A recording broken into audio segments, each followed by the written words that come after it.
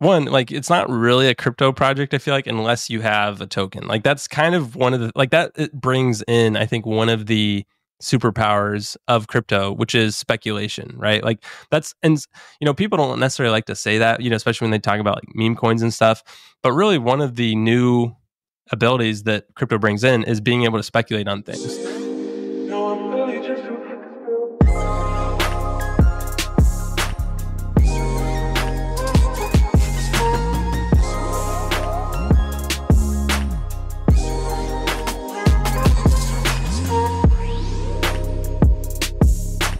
Welcome back to another episode of Behind the Screen with Gramajo, the podcast where we unravel the stories, insights, and secrets of top-tier artists, avid collectors, and innovative builders shaping the digital frontier, better known as Web3. I'm your host, Gramajo, an avid crypto enthusiast. Yeah, this episode is super dope. I sat down with Noah Bragg, who is the creator of Stokefire, which is a blockchain game. Really cool game.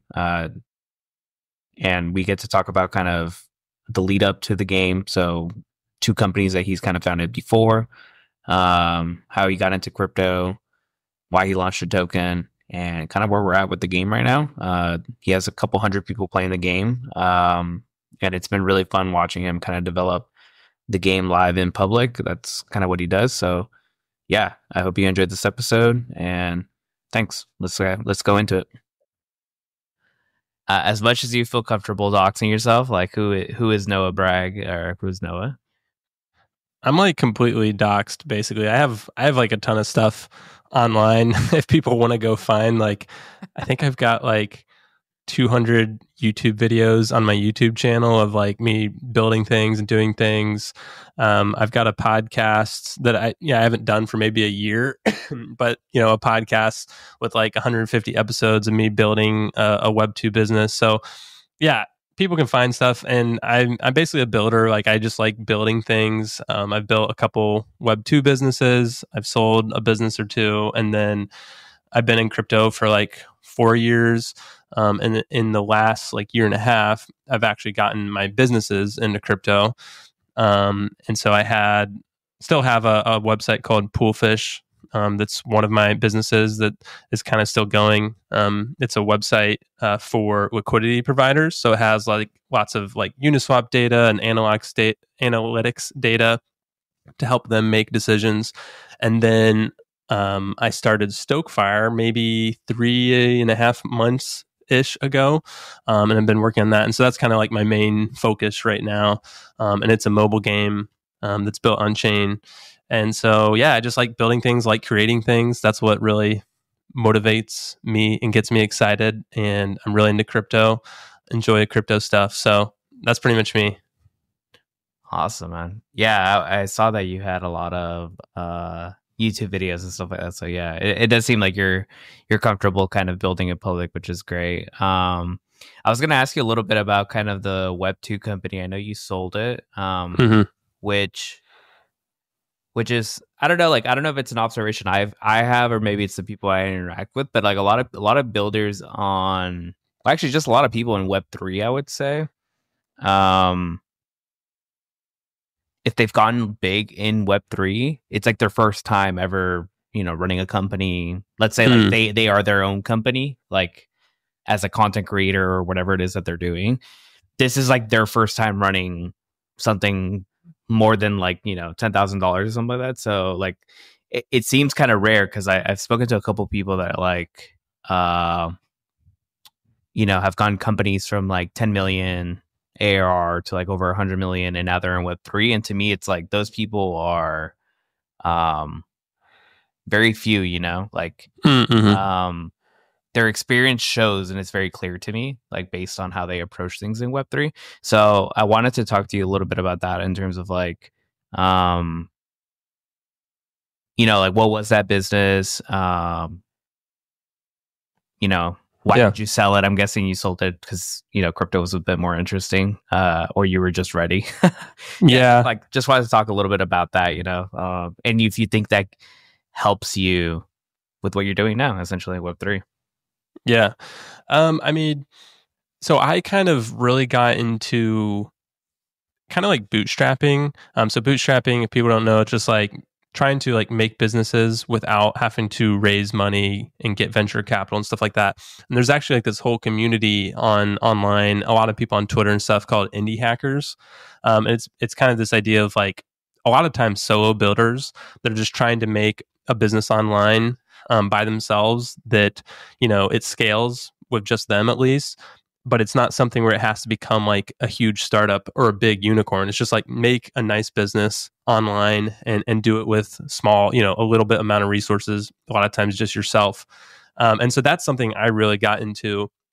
And I just liked the kind of the vision of that, of like, kind of being able to build a business on your own terms. And so I kind of started some of my Web2 businesses with that kind of goal in mind, like just trying to build like a SaaS, which is like a software as a service business, and just kind of build something that works, that's profitable, not have to go raise tons of money. And so my first I've had lots of projects, lots of businesses and things I've tried, but really the first one that worked and did pretty well was Potion. And it was a SaaS. It was this tool that allowed you to create a website out of your Notion pages. So I don't know how familiar you are with Notion, but like with Notion, it's kind of like note-taking apps. You can do all kinds of things in there, organize data and put content in there. And so what Potion did is, and kind of why I named it Potion, is like you add the magical potion to Notion and it allows you to like turn your Notion pages into a website. And then it hosts it for you and lets you kind of stylize it and stuff. So that was kind of a tool that like pro consumers used, or different kind of small businesses would use to like host their website online. It's just like an it's an easy way for people to make a website with a tool they're already in every day, like Notion. It went pretty well. Like it kind of grew slowly. And I spent maybe 2.5 years on that business. The first year I started it while I had a full-time tech job, because I'm a software developer. And then I finally got it to a point where I could go on it full time. And ever since I went on that full time, I've been doing my own businesses since then. And then, I kind of decided to sell it for a couple of different reasons. One was that was kind of during like the last crypto bull run, and I was really into crypto. I was very intrigued and wanted to do more in the crypto space. So I was kind of starting to get just a little bit bored with the business, even though like it was going well and stuff. And then the other reason was just like there's always a risk that something could come in and like ruin your business and make it go to zero or whatever. And there's always that little bit of fear, in the back of my head that like, what if this ends up like it's doing good right now, but what if something changes and then like it doesn't work, tomorrow? And so being able to sell it and kind of move on is just kind of a good way to be like, all right, I've made something that's valuable, sell it, kind of reap some rewards from it, and I don't have to worry about that anymore, and I can kind of move on. I think the other kind of reason is like, because I like to build things and make things, it's like there's always like the new thing to build is always an interesting, fun thing, like new challenges to figure out and to solve. And so that's why like eventually I was like, I want to go do something new and different. That's kind of why I decided to sell it. Yeah, no, thanks for walking me through that. Seems like your intuition was right, at least like from the sense of, Notion this year launched, how to generate websites kind of like natively. Yeah. I was using another tool for a while called super.so. Oh, yep. That was my biggest competitor. Yeah. Yeah. I don't know what it was about that, but I was using super because you're in that space. And I think we're in like we follow similar people probably on Twitter, but probably. I follow Easlo. He's like a template person. I don't know. Yep. I followed him when he was like, I'm pretty sure it's a him. When he was like really small. I think now he's like recently blown up like crazy. Yeah. But he was the one that got me into like Notion and super. Yeah. So it made it like very. Yeah, I was just down there, and it like for me, like as a non-technical person, before that website, I had what did I have? Like a Ugo or Jekyll like static website generator. I forget like what the what it is, but Jekyll maybe. Yeah, I think it was Jekyll. It was like very like low. Like I found like a template or something online. I was able to edit it, like the JavaScript, like just enough to like tailor it to myself, and then I was able to deploy it on like I don't even remember, like GitHub Pages or something. It was like very like a simple. free option. Yeah, it was like a free option basically, and it was nice, and it was like way easy. It was better than WordPress for me because WordPress, like for some reason, I could never get it to click for me. But like updating it when I had like a blog, I was like, this is too much. Like now I have to go back into the JavaScript and like open it up and edit it. So when I found that Notion, like, hey, like I'm already in Notion, and I'll like to update the content, I just gotta like type and that's it. Yeah, it was pretty magical how it kind of worked. Like you just kind of edit things in Notion like you always do, and then your website just automatically updates. So yeah.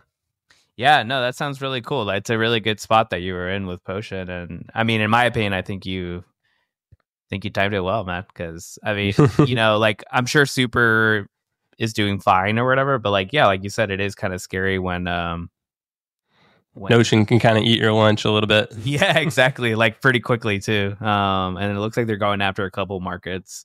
That's awesome. So let's see. I wanted to go into your Poolfish app for a little bit. So what? Yeah. I was poking around in it, and I'm trying to understand kind of like what made you want to build Poolfish, and is it? And this could be a little bit of like I've been going deeper recently as like so I've been in the crypto space for a while, but I haven't really messed around with like liquidity pools. Yeah. Can you walk me through kind of like like the problem that you're trying to solve with Poolfish as like a noob, like as someone has no idea what to do with liquidity pools? Yeah. So kind of what I did with Poolfish was I was kind of, I wanted to start a business in crypto, and I was looking at the space and I was like, what has worked in crypto that I can like build something around? Because, the problem with crypto is a lot of it's new technology. There's a lot of kind of speculation, and it's very volatile, right? So it's like there's a lot of things that work one month and then they don't work the next month. And to make that work, what a lot of crypto companies do and have to do is they go raise a ton of money, right? Like they get a lot of venture backed, they get investment, or it's either that or it's like you have to have a token of some sort that people are investing in. And so as a bootstrapper, I was like, where can I make a business in crypto that can like work in between all that? And so this was in the bear market, and I was doing some liquidity providing investing myself. And it really was the one thing, like I'd kind of decided when I looked at all of crypto that liquidity providing was like the one crypto thing that had found product market fit and that like had worked. Because, Uniswap has been doing this for years now, and like there's been, different dexes that do it as well. And the fees that you make from liquidity providing are like real fees. Like this is like real yield, where what's happening is people are trading on a DEX. They're trading, you want to buy some meme coin, and you have to go from ETH to that meme coin. You're paying a fee to the liquidity providers, since they're providing a service basically where they have the liquidity to allow you to swap from ETH to the meme coin, and you pay them a fee. So it's like it's a real yield, and there's like product market fit there where it's like you're actually serving someone for real. And it's not one of these, crypto projects where all the yield is like this fake made up like incentives or inflating a token away that eventually has no value. So it was the one thing I saw in crypto that's like, okay, there's actually something there that's like working, and that I think is going to continue to work because there's real money being made. There's a real service being provided. And so I looked at liquidity providing, is like, all right, how can I make a business kind of around liquidity providing and like, solve a problem that's helpful for people there. And so actually what I ended up doing was I bought the website from somebody else. So Poolfish used to be called uniswap.fish because it was built all around Uniswap, and a kind of solo developer built it. And it was around for like 2 years. It had a decent amount of traffic. And so I found it because I was liquidity providing myself and thought that it would be a good website to buy. And so I went and bought that website, kind of rebranded it, added lots of features, kind of added things to it. and then kind of built kind of a business around it, because it actually was a website that made no money. It just had like traffic. And so I kind of built it into a business. And so, yeah, to go more, because I know you asked about the liquidity providing part. Basically, and so how kind of Poolfish helps that, I guess, is when you're liquidity providing, one of the things you're doing is you're trying to find opportunities. Like there's so many different pools that people are trading. And so as a liquidity provider, you're like, okay, where can I put my liquidity where it's going to gain the most fees? And typically that has something to do with where a lot of volume is going, where people are trading right now. There's different like fee tiers, like fee buckets for each pool that gives the liquidity provider more fees. And so Poolfish has like this pool explorer where you can kind of filter down different things and find pools, or you can find new pools to then put your liquidity. So that's one of the problems it's trying to help solve, is find the opportunities.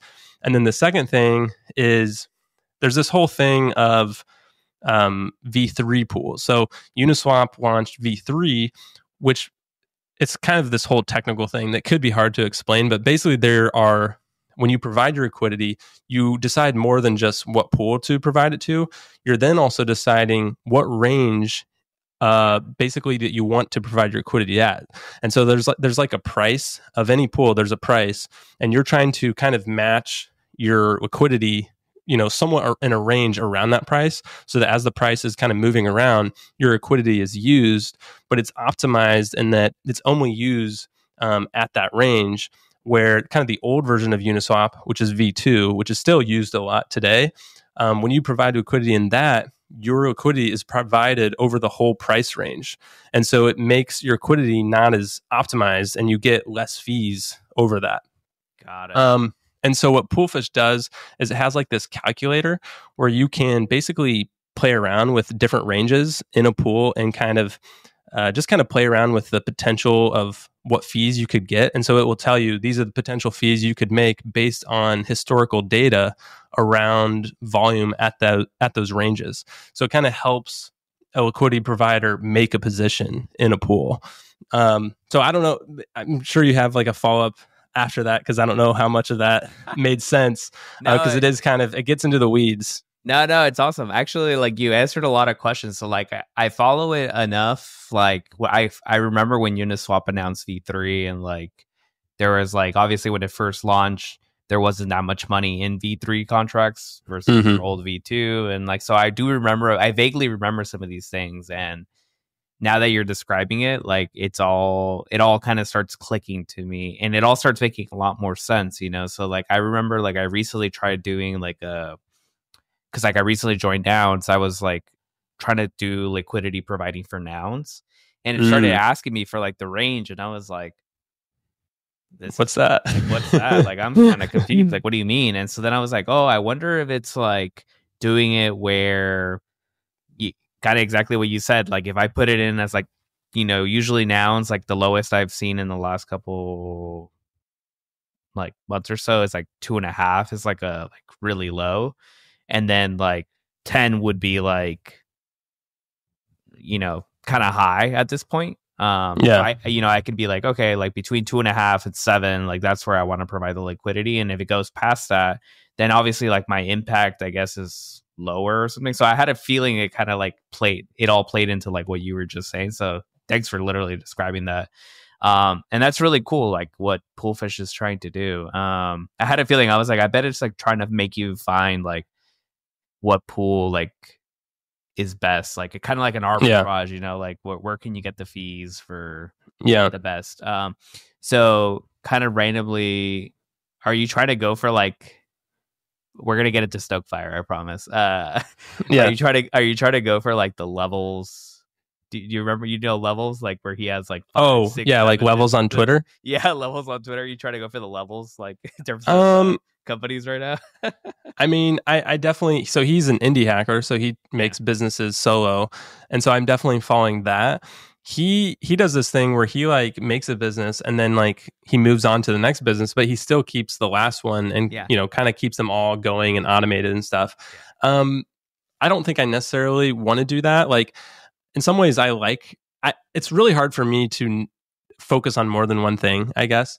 And so like even now, like I'm starting to think maybe I should sell Poolfish because it's not really something I'm focusing on right now, and I can't really, and I kind of don't want to. And so it definitely hasn't been making as much money as a business the last couple months because I haven't been focusing on it. And so I have considered maybe selling it. But at the same time, it's also a good business in that it's just like a very passive business where it's just like a website. Traffic kind of comes through mostly through Google and people that are direct searching it or going to it. And yeah, it doesn't have to take a ton of my time, which is nice.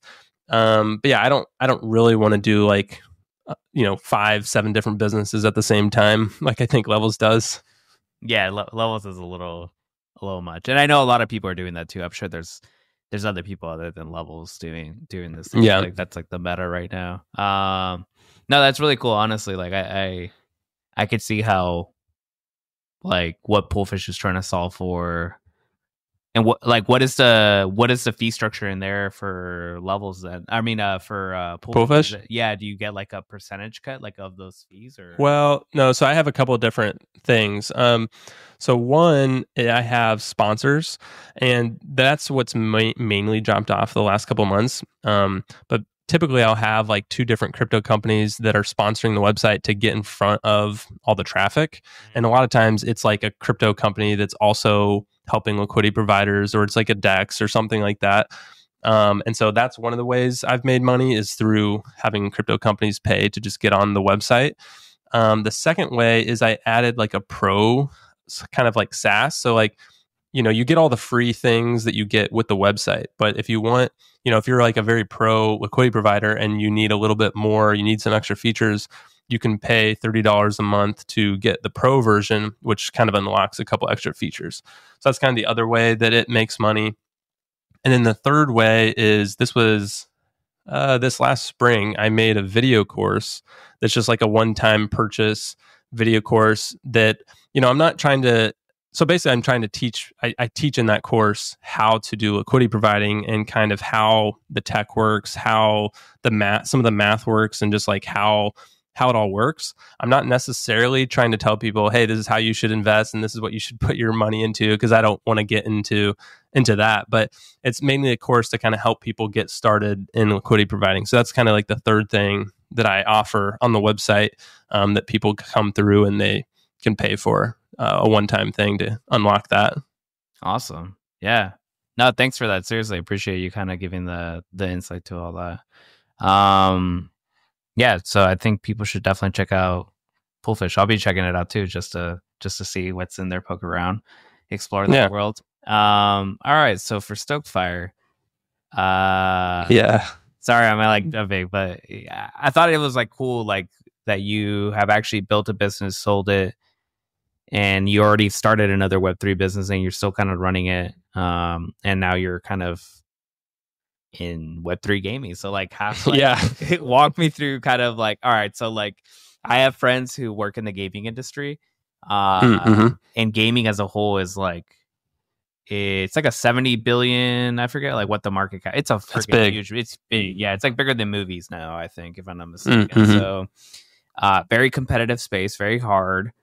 And then you sprinkle in the Web3 and you make it just a little bit harder for yourself. Yeah, walk me through that. Like, what made you want to start a Web3 gaming company, essentially, Stokefire? Yeah, I mean, so I've jumped all around like different crypto stuff, and I like using crypto projects. And a lot of my favorite projects are kind of like crypto games and like trying out, people that are trying kind of new things with games and crypto. And I've played lots of games growing up and stuff. I don't know if I'd even go that far to say like I'm a gamer though. Like I played lots of games, but I'm not one of those that like play every day or every weekend. I think what gaming allows though is, and building a game is just like, it's like this canvas to like build something really interesting. And there's just a lot of creativity to it that I really enjoy. And so that's one of the things that kind of drew me to it. The other thing was, I think this was like in last spring when I was starting to kind of dream up this idea and think about building a game. just a lot of people in crypto kind of talking about we need apps. Like we have all this infrastructure stuff, we have all the blockchains, we got the layer ones, we got the layer twos. We need like actually good apps for people to want to come and use and play. And I was just like, I think I want to go make one of those apps. Like I agree, we need more apps in crypto. We need like good things to do that are valuable. And building a game just in crypto just sounded really fun and exciting to me. I love like economy kind of stuff, and that's one of the things that draws me to crypto.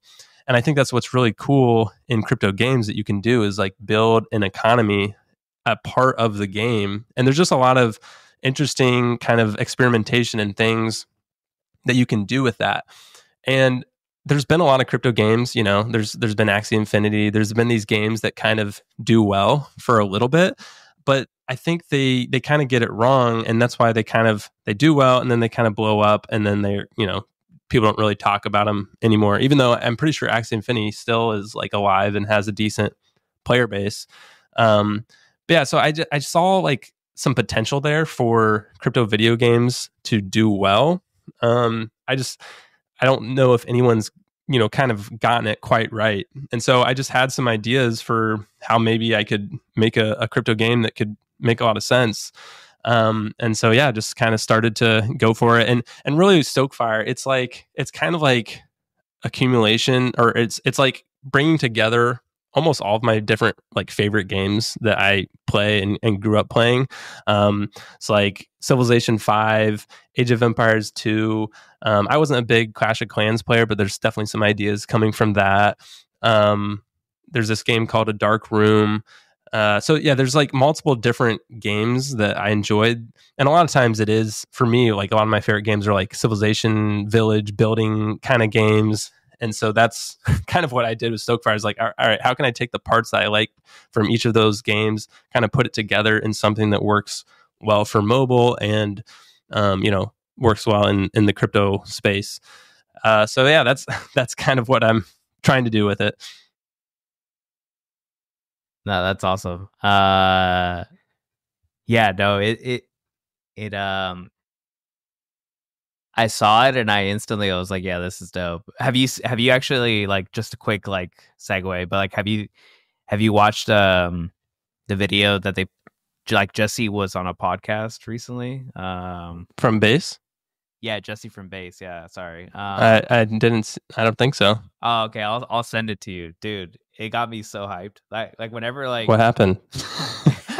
He's saying like exactly what you're saying, which is like we got to build more apps, like we got to like bring more experiences on chain. Like but like, man, he got me gassed, bro. He was like, you need to start going like full like missionary style, like, or status, like, like you got to bring in one non-crypto person into crypto like once a week or something. And I was like, and I used to do that a long time ago. Like, so I've been in crypto since 2012, and I used to do that like 2015 is when I started feeling comfortable, like where I was like, okay, I think I know like what I'm talking about when I say blockchain. Like I know what that means now.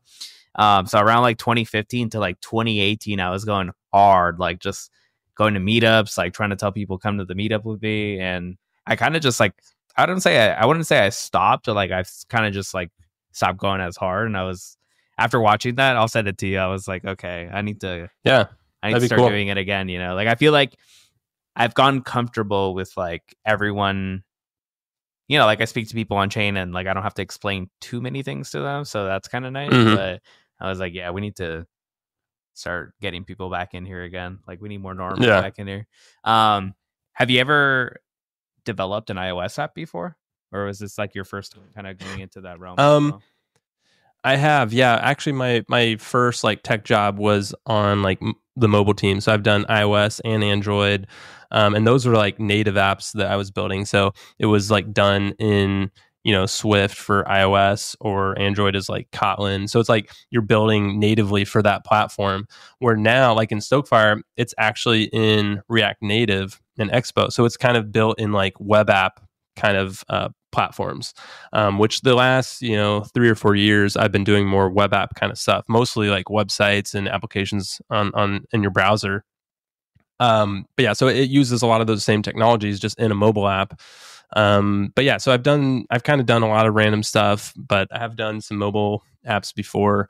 And actually, one of my first projects as like a computer science, software developer, like learning, was I made an iOS game called Space Escape, I think it was called, and it was like a mobile game on iOS. That was maybe like 10 years ago. So it probably, it wasn't great, but it was something.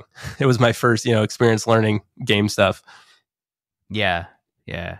When you were making Stokefire, did you have like this whole conundrum versus like PWA versus fully dedicated app?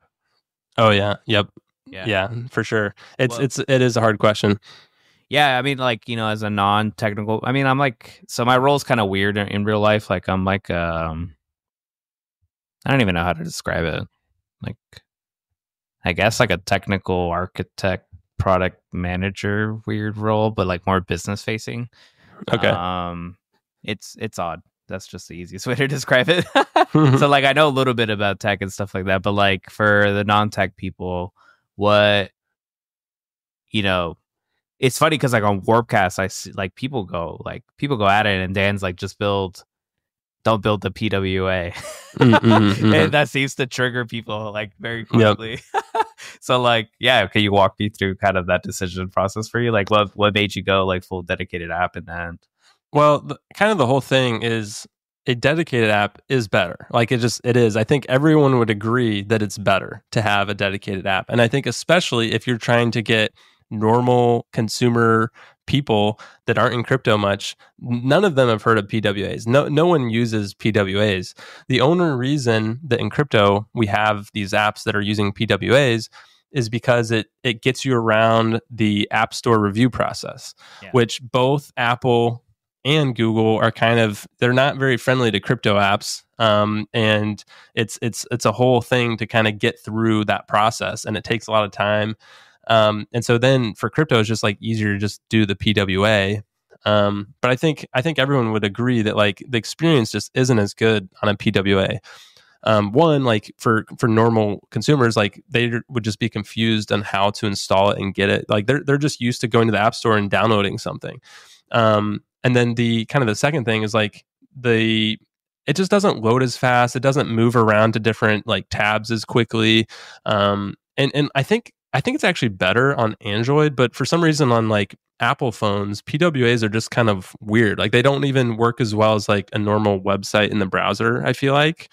So yeah, I think that's kind of why, I did have to debate it though, because I was like, I don't even know if I can get through the like App Store process. Like I can try, but then that could be a lot of wasted work if that doesn't end up working out. So it's definitely kind of a headache to get through that. But I decided to just kind of go for it because I felt like that was the better decision long term. And thankfully it worked out. But yeah, that was kind of the main thinking around going for the dedicated app. And I kind of agree with Dan, kind of his kind of thinking around the dedicated app versus the PWA. Yeah. Do you feel like now that you've introduced fire into your game, like obviously, knock on wood, hopefully no feds are listening, but like, do you think that might because they're kind of looking for like if you're going to be like circumventing fees and like the App Store, right? Yeah, like the App Store review team, like aren't they looking mostly for that? Like, and when I mean, yeah, so there's definitely, there's potentially things in the game right now that they just don't know about that they probably wouldn't like. And it's just like you can kind of get around things by like sending people to a website to do stuff or whatever. But yeah, they don't really like crypto because it's like for them, it's like, are you just like getting around our fees and things like that? Or they don't understand things like they think that, if you move any money around that you might be like a bank, basically. Like they treat you like you're a bank, but like we know, like in crypto, it's like it's all decentralized. It's not like I have control of the money. It's like it's moving through people's wallets that they own and stuff. So it's just things that they don't really like or maybe completely understand or see the same way we do. So yeah, there's definitely potential for them to be like, hey, we don't like what you're doing in your app. And I think even like Warpcast has had to do this to some extent of like, the reviewers just don't actually look through the whole app and like go through all the things. And like there are some things kind of hidden in an app unless you have like the right accounts and stuff. And so like even like technically like Warpcast with its frame transactions and stuff like that, like those are things that the apps are probably wouldn't like either. But it's just things that the apps, the review teams don't really get into. So yeah, there's always potential for them to not like it or decide that, yeah, we don't like, you need to change this thing or something like that. And so kind of my thinking on that is just like to try putting it in the app. And then if they find it and think that's a problem, then I'll have to deal with it at that point. And so that's why like having a PWA is definitely safer to just like have that option. And that's something I could always do is like go build like a web version or, you know, something like that to just kind of have as like an add-on to the mobile app. So yeah.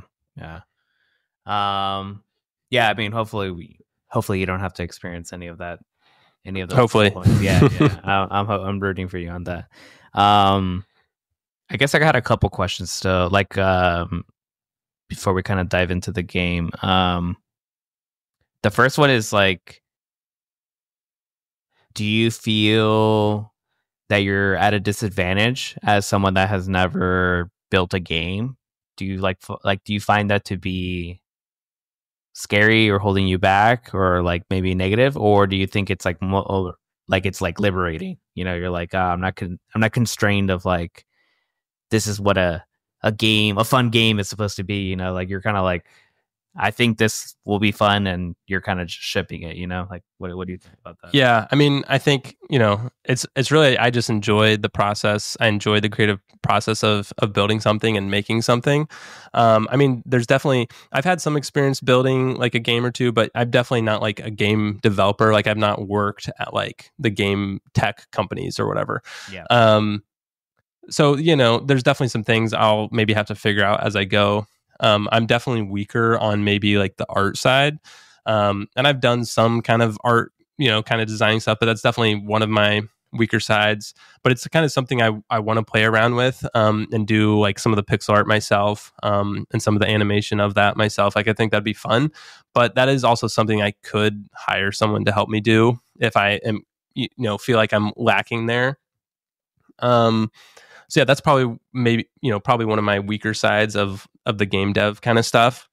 Yeah, other than that, like I don't feel too like disadvantaged or anything. Like, I think it's, you know, I see it as like a fun challenge to like build a fun game and learn and grow as I do it. Like that's the fun part for me. Yeah, no, I could see that.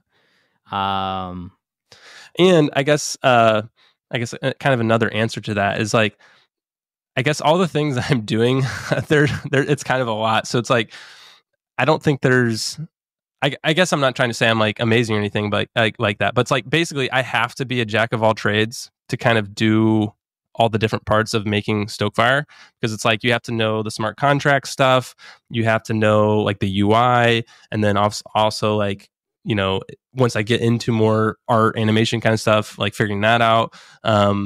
And then like back end kind of things. Like there's a lot of different, I guess, kind of pieces that go into making a game that, especially a game that's on chain, right? Like that adds like a whole extra level. And so you know, it's hard to find someone that's can do all those things and be 100% at all those things. You know, I'm kind of midway maybe at all of them. So yeah.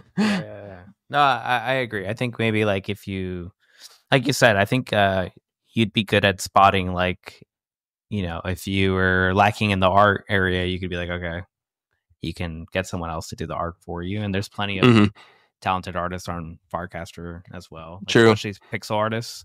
Yeah, I feel like, no, I think you're good. Like you're doing great right now with everything. Yeah. What made you launch a token? Like, you know, yeah, going back, like, were you going back to like, you know, doing Web3 gaming and like in general, like now you're doing tokenomics too. Yeah. Well, I mean, part of it is you're not one, like it's not really a crypto project, I feel like, unless you have a token. Like that's kind of one of the, like that it brings in, I think, one of the superpowers of crypto, which is speculation, right? Like that's, and people don't necessarily like to say that, especially when they talk about like meme coins and stuff. But really, one of the new abilities that crypto brings in is being able to speculate on things. And there's downsides to that as well as there are upsides to that. And so with this game, like I'm trying to use the positive sides, the positive things of speculation to kind of make the Stokefire economy work. So it's like a very important part actually to make the game one, kind of be fun. Like it's part of the fun part, but it's also it's a part of the reward mechanism that makes the game work. And I think it's kind of a nice tool to have for that. The other thing that's obviously nice about a token is it can help you like bootstrap something. If I built a mobile game, kind of just like in the normal Web 2 world, it would be very hard to make a profitable game that makes revenue, especially like bootstrapping it. And so a token kind of is almost like this bootstrapping lever that you can have that helps you kind of bootstrap, kind of be able to make some extra revenue with that because of the speculation side of things, that then can help you to make like a better game without having to go like get funding, raise capital, things like that. And so those are some of the kind of positives of a token that I thought would be interesting to try, as well as it's just like it's interesting. Like I don't know, I think it's fun. Like I wanted to figure out how to make the token and economy involved with that like work in a game. Like I think it's very interesting, and that's kind of what drew me to that kind of option. All right, let's take a quick break. I hope you're enjoying the episode. This episode was made possible with the support of my premium subscribers. Thanks again, Seattle Dog, Mac Miles, Johan, Nonlinear, Brennan, PG, Tree Girl, M. Branson, Trevor, and Nate. Thanks again for all your support. If you'd like to receive exclusive drops, access to token gated content, make sure to subscribe to my hyper sub. I'll have a link down below. All right, let's get back to it. Yeah. No, it's a great name too, Fire. Yeah, that's what I was hoping. Yeah, a name that kind of went with the game. Yeah, and get the fire going. Exactly. There you go. So for people that haven't played the game, do you want to kind of explain at a high level? Like, I mean, obviously, it's like maybe you should explain it. You want me to explain it? All right. Okay. Sure. Yeah, let's do and then I can come in and fill anything if there's anything missing. Yeah, so Stokefire it's simple premise. You want to keep it, I mean, it sounds simple, but you want to keep a fire lit. And there's a little animation that's really cute, and it just wavers. I think you have 72 hours, so 3 days. 3 days before it goes off. During those 3 days, you have to chop wood for the fire. You also can build huts or houses with the wood. Yep. It's a little bit of Catan, and you got to collect food as well. So the more houses you have or huts, the more villagers you can have. The more villagers you have, the more you can allocate them to, well, at least now you can actually even designate the specific split on the allocation of who should go get wood or chop wood and who should go get food. And there's different timers on each of those. So I forget what wood is, like 5 hours? 6 hours. 6 hours, yeah. And then food's like every 3, I think. Yep. And so, yeah, you kind of just have to, before the 72 hours kind of runs out, you have to have enough wood to stoke the fire, and you have to have enough food for all your villagers, or else some die. Yeah. And then points go down, and then so that's kind of where we're at right now. And you can attack other villages. Yeah, that's true. So some of the things that got rolled out, and I want to say recently, because like you're moving at a very quick Farcaster pace, which is fun for us here. But essentially, in the last 2 weeks, so now you can do different allocations of villagers for different tasks. So that's new. It used to be kind of all Just click and yeah. however many villagers you had, just did that. Rating. And I really do like the two, like the leaderboard plus your like neighbors. I really do like that. The neighbors. Yeah, I really do like that because I feel like that's good to know. No, like seriously, like it actually makes me feel like I'm not that far down the leaderboard when I look at that thing, because there's some people above me and there's some people below me. And then I finally like one day clicked on the leaderboard and I'm like, damn, like I'm not even, well, I am actually top 100, but still like not that there's like 1,000, 3,000 or bajillion people playing, but like I was like, damn, like I'm not that high. There's some people that are really high up there. What else? And I know you're gonna make the rating more complex too, pretty like more strategy. More strategy behind it. So it seems like, yeah, it's changing quickly, and I like it. And good. Yeah, thanks. That's good to hear. And you did a good job. You explained it pretty well. I like the feedback in there too. Yeah, I'd say like kind of simply, there's almost like two main goals to Stokefire. Is one, you got to keep your fire alive because the villagers love to be warm, right? Like they just love the fire. They want to get around the fire. So that's the first goal. Otherwise, your village just dies, or it gets raised, and you lose your progress.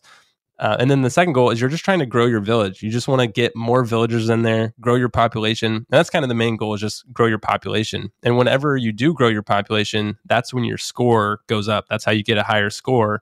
And then the rewards are all tied into your score. So yeah, those are kind of things. And then, like, the other thing I'm trying to do with it is like, it's built, right now on the Farcaster social graph.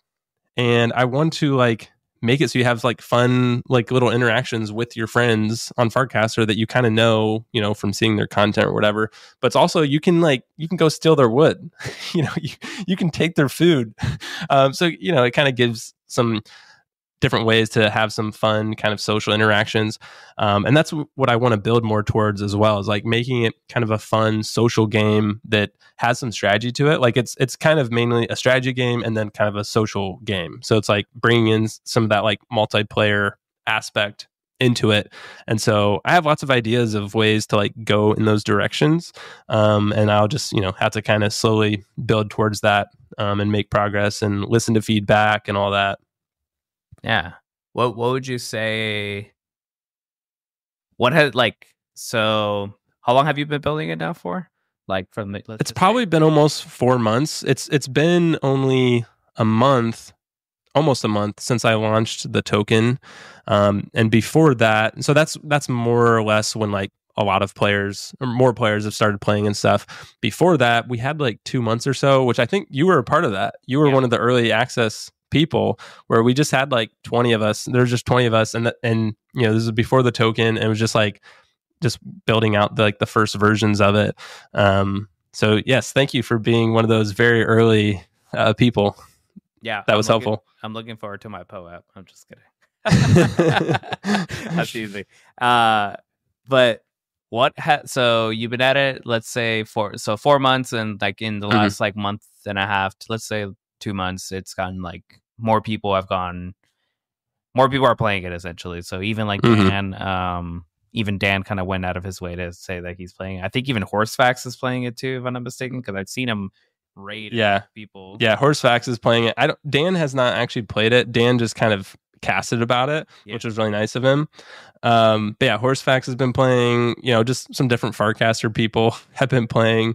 Some people, they drop out, like they try, and I don't know if they don't get it exactly, or like it's too much for them to keep their villagers going. But I have been thankful to see that like a very high percentage of people stick around, actually. Like the numbers are pretty good, and like people that play it and start and then like keep their village going, so far at least. So I've been very happy with like the retention, and it seems like people are enjoying it. I think one of the challenges is kind of for sure the challenge that I feel all the time, and I'm already kind of seeing, is that like, I'm trying to build a game that you can kind of play passively for a long period of time. Like the idea that you could have a village for a year or 2 years, and you're just continually working on your village. And like that's that's, it's hard enough to make a game, but then to make a game, it's hard enough to make a game that people play for 5 hours, 10 hours. And that's like a lot of what indie dev kind of games are. It's like, it's an experience where you go and play this game for a couple hours, you complete the game, and then it's like done, right? And so it's kind of an extra challenge to be like, all right, can I make something that people want to kind of do over a long period of time and keep doing? And so I kind of always feel the challenge of like, eventually people kind of gets a little stale, or they get a little bit bored of it, because it's like you've been growing this village for like a month, so it's like eventually it's like you're kind of doing the same thing.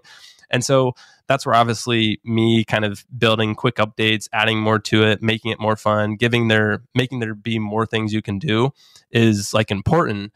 But I kind of feel that pressure a little bit to kind of keep adding, keep making it better, so that the people that have been doing it for a while kind of continue to be engaged and continue to enjoy it.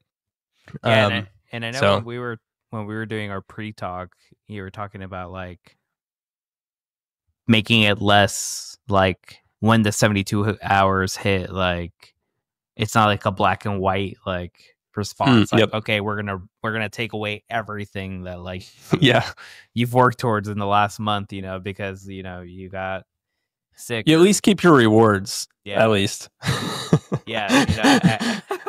I know you've been like trying to make it like a little like of a softer landing, which I think will help, because we were talking about how Duolingo kind of lets you like the only streaks I have right now, it's kind of funny. Like I'm not a streaks person, but the only streaks I have are Stokefire, Duolingo, and I used to actually not like the Farcaster like post in a channel streak.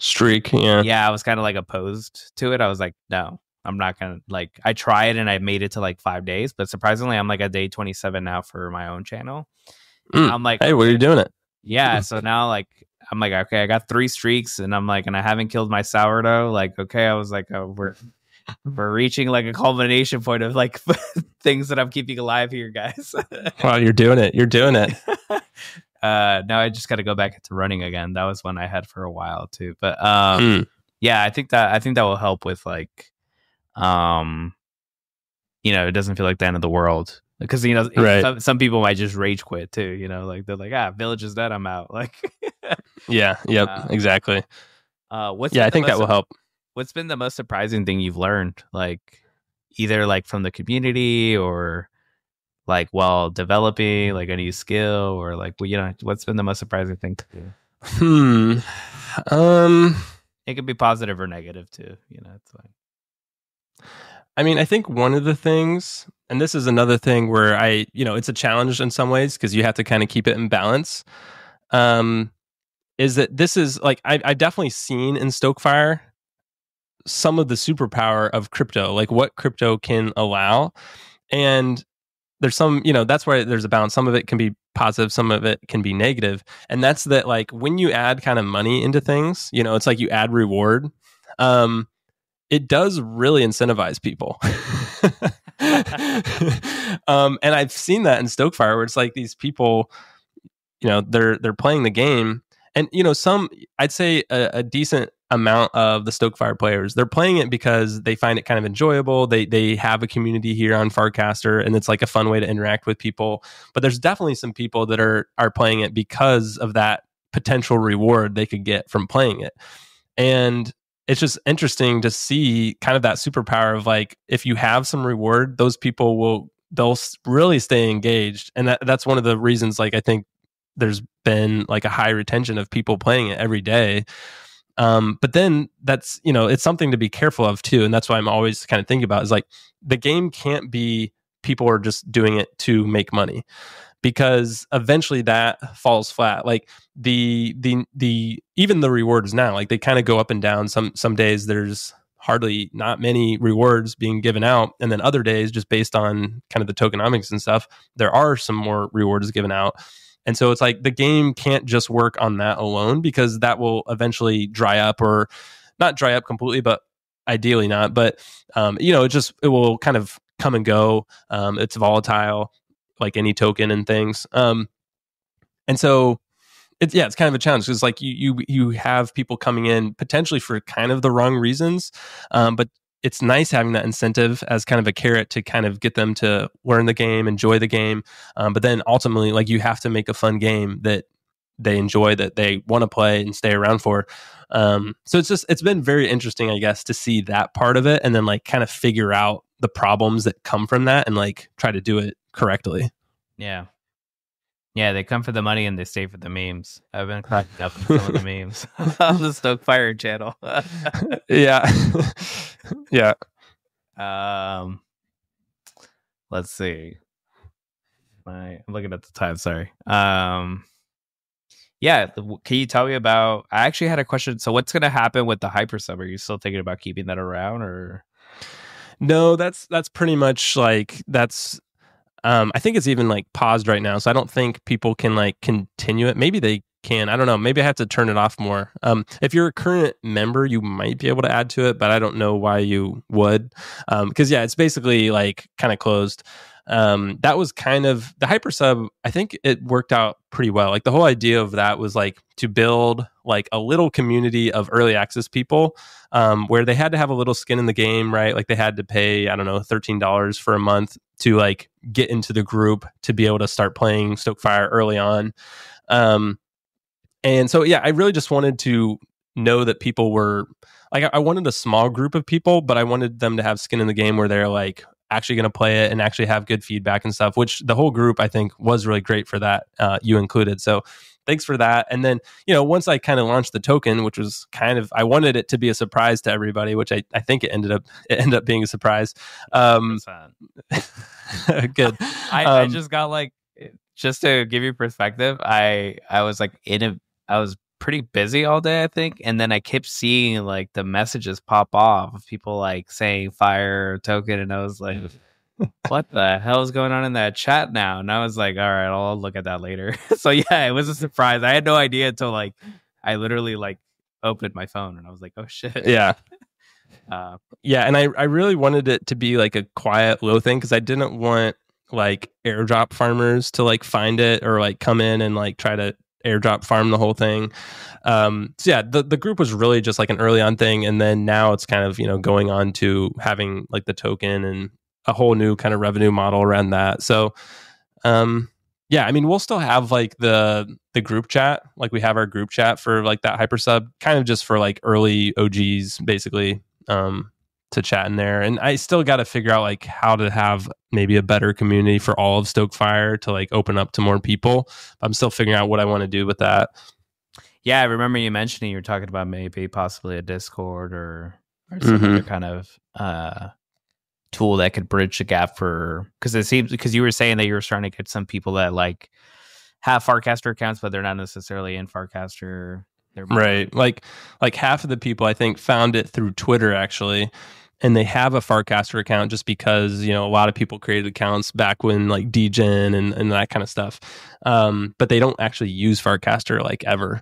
So really like half of the players are kind of, there's kind of not like a community really for them because really the community is all in Farcaster. Like we have our Stokefire channel and stuff. And so I think those people kind of feel like there's not a ton of people talking or whatever. And so that's where like a Discord could make sense. But I'd like to kind of like use the Farcaster like building blocks to maybe make that community like into the app or like kind of keep it on Farcaster in some way, but still figuring that out. And if I did do a Discord, it's kind of like I feel like I would be moving towards that way, which would kind of make it maybe harder to do like my own kind of Farcaster community built on Farcaster later. So I don't know. I haven't figured it out or decided what I want to do. Yeah. I think like we were chatting about it. I think like your game, like the app you already have, would be like perfect for like what Dan says, like as a Farcaster channel specific client. Like it'd be, you could have like you already have like you're able to swap inside the app like Fire with like other token like ETH essentially. Yeah. You already have the leaderboard. You have, like if you just brought in that like Farcaster channel, then it'd be like the perfect channel specific client. Yeah. like the best example of it, I would say. You know, I don't think I've seen too many channel specific clients.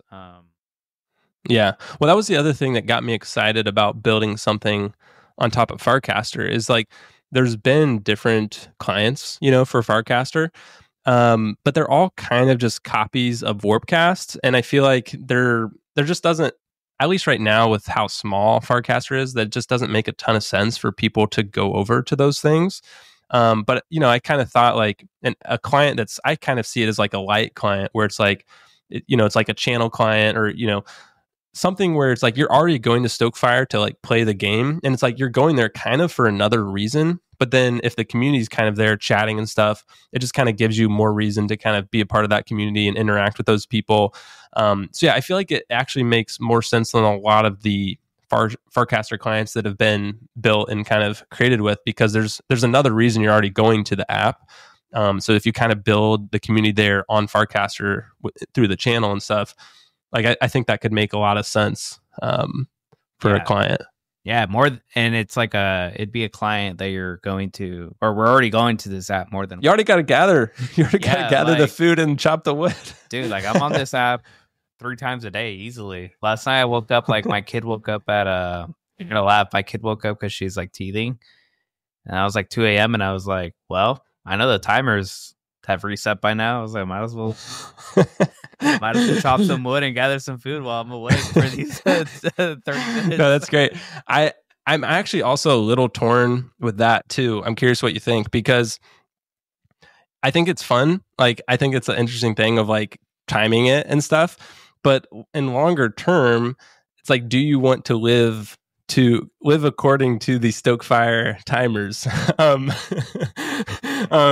And so, I don't want it to be a hindrance to anybody. And so I have thought of like, could I eventually, and maybe that's even where it starts, where it's like, maybe the game starts out where you kind of have to manually, gather and chop and stuff like that. But maybe as you build out your village, maybe you're only in that state for a couple weeks. And then you get to the point where it's almost more automated, where it's like you've built some things in place that are like automatically gathering food and chopping wood for you. And you can go back to like make decisions and change things and do strategic stuff. But it's more automated of like getting the resources. Yeah. I think maybe moving, like, do you think that'd be a good idea to move towards that so that you're not like living on this clock? I mean, yes, but yeah, I think it is some of the fun. Like, so I think like it is some of the fun of it as well. But like, I think that probably gets old eventually. I think so. I'm also like, I think I've told you like, I played like Dark Souls and Bloodborne in a couple games. So like I've just been beaten enough. Hardcore games. Yeah, I think I've gotten used to it. Friend Pet too. I was like super early on that, and I had it going for almost like a year. And it wasn't until recently, I think, maybe not a year actually, maybe like 7 months, 8 months. It felt like a damn year. But yeah, I think I had the same issue where you were like, it felt kind of repetitive, and I've actually been thinking about going back into Front Pet recently because I know that they've done a ton of changes to it.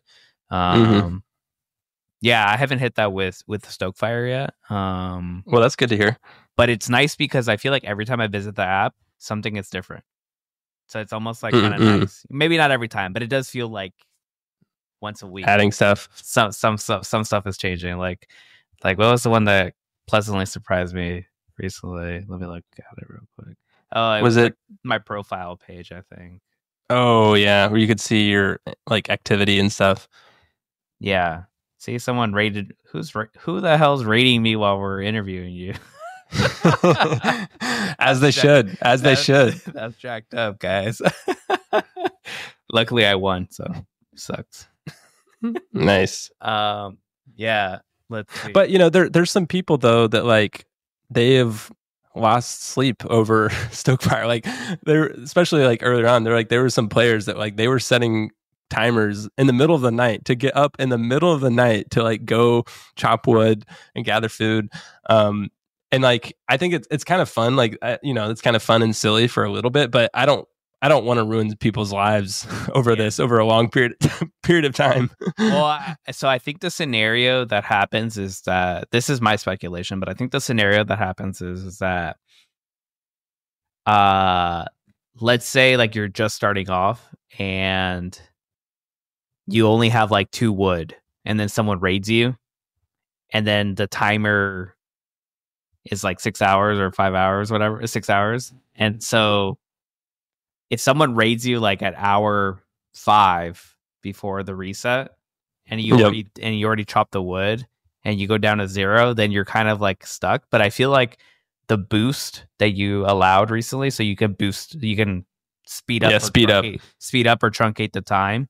I feel like that should alleviate some of it. Obviously, that would mean, someone has to have fire to be willing to pay the fee. I don't know what the fee is for boosting, but it's like $1 basically in. It's about $1 in fire. Like as an American point of view, I'm okay with that, but I'm sure like $1 in Indonesia might be a little bit tougher. But yeah, I don't know. Like I think the boost should alleviate, because I just saw someone, like, I went to the Warpcast channel and someone's like, I just saw that Comstark. Yeah, they're like, I'm done, and I was like, damn, come on, man, don't be done. Like, don't be a sucker. Come on. Well, I think, I don't know. Hopefully he creates another village, but I mean, I think he's saying he's done and that his village is about to get raided or raised because he got raided and he has no more wood. Yeah, I'm hoping that is sad. I am hoping that it's like this village is done, but they at least start another village. I'm hoping the same thing too. Yeah, because I wouldn't want them to just give up, because that does suck. But that scenario though, I think like eventually I'll make it less harsh there, to where you can kind of keep going, and not kind of run into that scenario. So. Yeah, it looks like some 9 to 5 sucks said that I'm still doing that with the timers. Me too. It's weird. For some reason, I turned on the notifications. Thank you for doing that, by the way. I don't know if Siri's like super aggressive or what, but like I'm not getting the notifications. Oh, really? Like I'm getting them, but like they're getting put into like my summary, or like they're like not. I don't know what it is, but like it's not coming through essentially. So I'm like, I still had a timer. That could be something that I need to change, because there are on notifications, like there are a couple settings of like maybe how high priority it is. Maybe like there might be some things I can tweak on there. So yeah. Yeah, like I didn't get one for. I think there's one for like an hour before your fire goes out, if I'm not mistaken. Mm-hmm. And I didn't get that one today. Luckily, I had a timer going, and I got it down to like 13 minutes, which is the lowest I've gotten it to. Got real close. Remember I told you like 23? I was like, ooh, I was feeling feisty on that one. But 13 today, I was like, ooh, it's getting real close. Yeah. For some reason, they're just getting trapped somewhere in the void or something. But yeah, I still sometimes have a timer as well. Let's see. I'm not gonna hold you hostage too much longer, but what are some? Yeah, is there any like kind of plans or things that you could share about like what's coming next to Stokefire for people to kind of look forward to? Sure. Yeah, maybe this will be like the alpha section of like what's the new things. And some of these are just like ideas. So like I've already talked today a little bit, I kind of shared some ideas for like the next close thing, which is making it so you can allocate villagers to defend your wood and defend your food. And then when you're raiding, you're then choosing how many villagers to raid a certain resource. So that would be kind of the next step of adding some strategy. But then after that, which I haven't talked about, is kind of the next step of building in, like, one, making more things for you to build with your villagers. So you'll have some buildings that you can build that help you.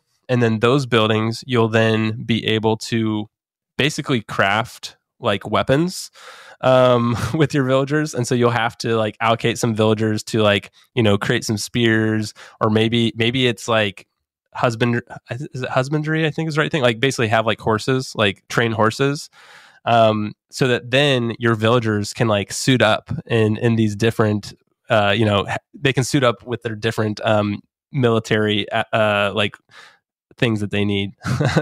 And then you can then send your villagers to raid with your gear and whatnot. And then there'll be some extra strategy stuff that comes with that, because different kind of weapons will do better or worse versus other weapons. So maybe it's something like, the archers are better than the spearmen, and so if you attack with archers and they're defending with spearmen, like you'll win there.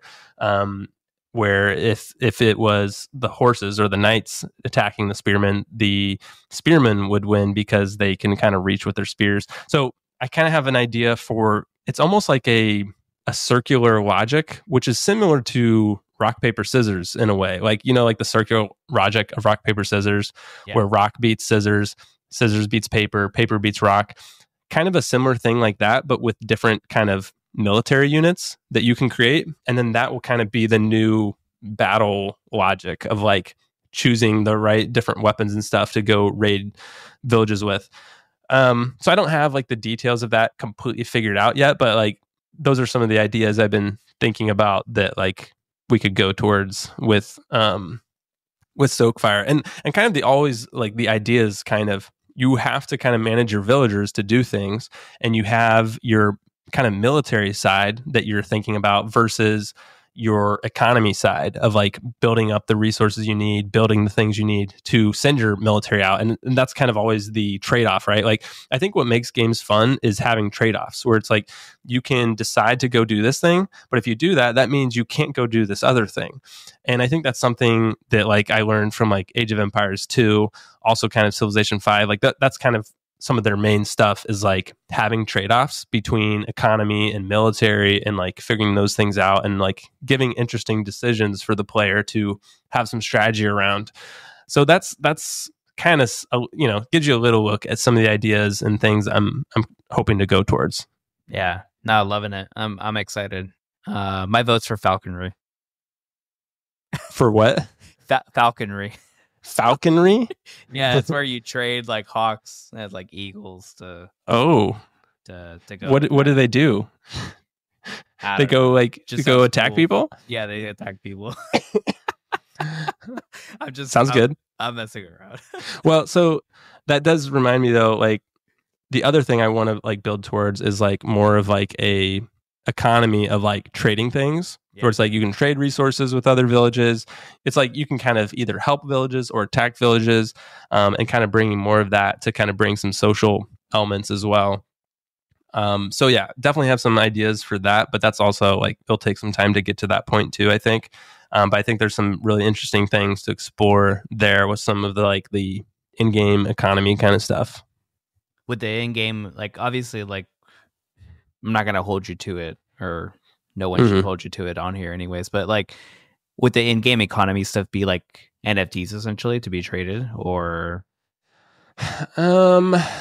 I haven't decided. Yeah. I think I mean it's going to be on chain for sure, but would I make it tradable? Like right now, like wood and food, like that's not an NFT. It's not something you can actually really trade in marketplace. It's just like data in a smart contract. And I could make that tradable within game, but then it's not something you like buy with real money. I don't know if I'd ever, I don't know. I think in some ways having like extra NFTs and stuff that people are buying and stuff, I think that in some ways adds some extra monetary things that could potentially take away attention from Fire kind of being the economy of the game.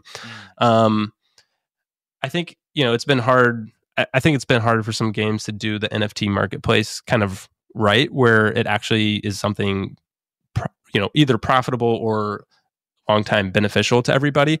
I think the only reason I would do NFTs if it was more like a POAP kind of thing, right? Where it's like maybe you reach some level with your village and it's more just like a for fun kind of NFT that maybe means something to the player and I give that to them, but it's not really meant to be worth something of like dollar value.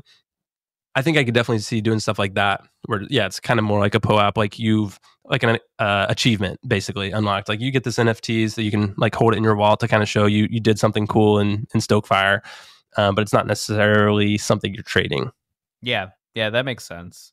Yeah, no, it's good to hear your take on that because like I know before for FriendPiv specifically, it's like the example I'm thinking of. Like they didn't have NFTs, and then I know that they've built some recently. So I was just kind of curious, like where. But I will say that I don't know if you knew this, but your Stokefire, like your village, is an NFT. So I know that. So your whole village is connected to an NFT that right now I have it like turned off. Like you can't trade it. Like you can't move that NFT to a different wallet right now.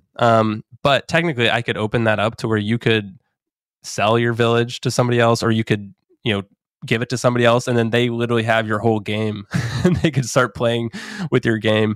Because the whole game is connected to an NFT, which is just kind of an interesting thing. But again, I don't know if I'd actually open that up to be, I don't know, something that people are paying for.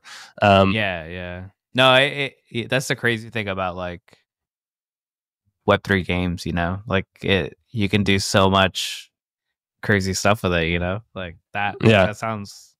That sounds cool, like that you could do it, but at the same time, I'm like, would anyone buy my village? I guess, like you don't want to grind it. So like, I mean, people are buying, they're paying for like Strava mules. So what is that? I did not hear this. Oh, no, you don't know. Dude, this is hilarious. There's like a whole underground economy about like people, you pay someone and you like $300 and they'll run the New York Marathon for you, and you just give them like your phone or your Apple Watch and they'll like wear it while they run.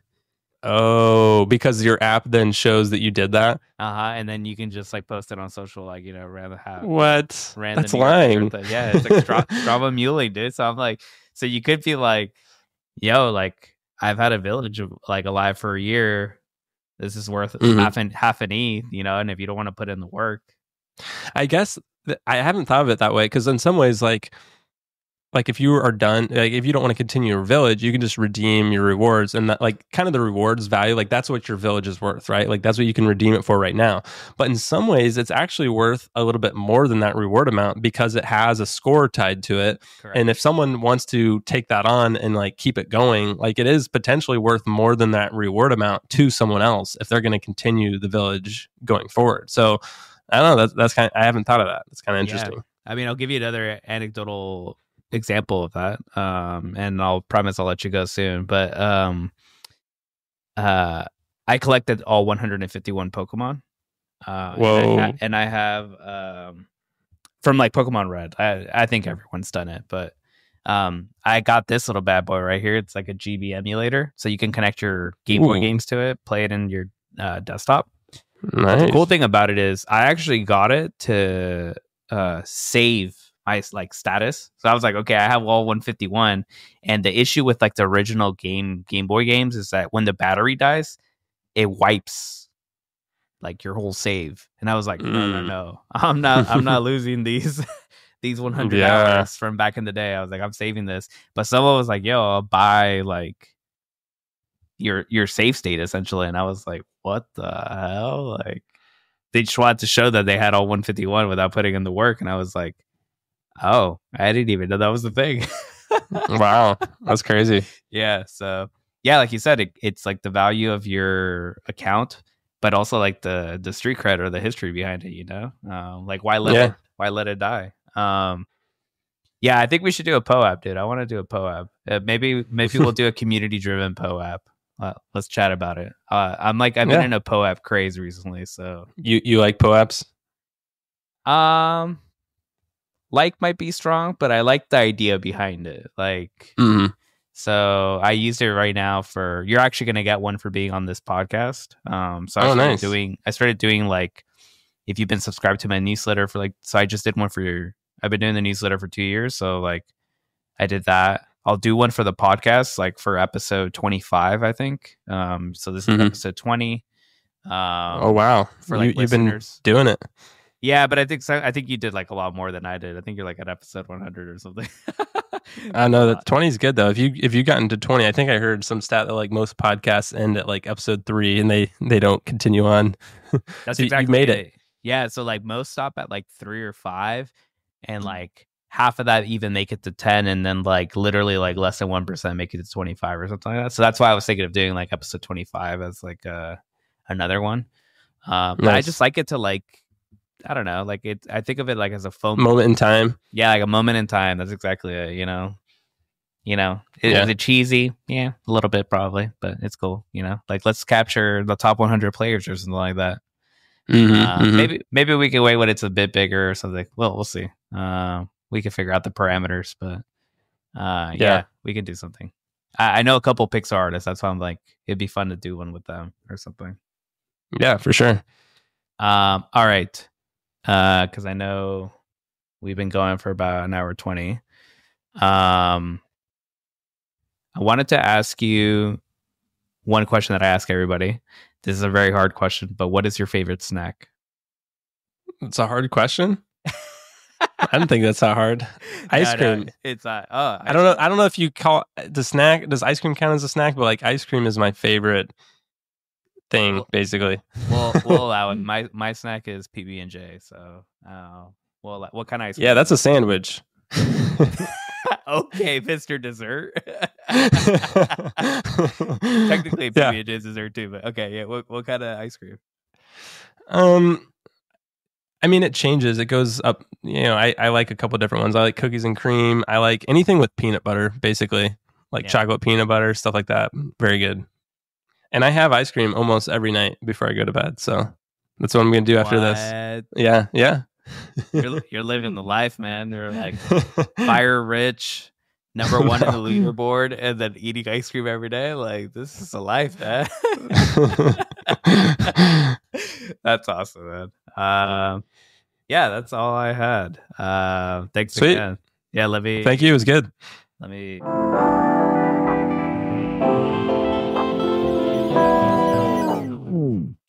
All right, welcome back. Yeah, thanks for making it kind of to the end of the episode. This week's cast off, and for those not familiar with cast off, it's kind of where I want to hear from you. This week's question is, so you've listened now to 2 back-to-back episodes on kind of Web3 gaming. What are your thoughts on Web3 gaming? Like, is there a future? Do you think it's the best way to kind of onboard people? Yeah, let me know. I'll tip out some degen. If you respond, you can cast in the Area 51 channel, or you can hit me up on Telegram. Seriously, so thanks again for listening to the whole episode. If you're listening to this on Pods, make sure to collect it. If you're not on Pods, make sure to head over to Pods to collect this episode. You can also find me on Web2 podcasting platforms if that's easier for you to listen. I hope you enjoyed the episode. Make sure to leave me a review on Apple Podcasts and Spotify or wherever you listen to it. Share any people that you want me to talk to or any topics you'd like me to explore in the future. So you can get in touch with me via text in the show notes or on social media. Predominantly, I'm on Farcaster and Telegram, so hit me up on there. Yeah, see you guys next episode. I will have something special for the 25th episode, and we're getting real close, so make sure to mint at least 1 episode. All right, see you guys.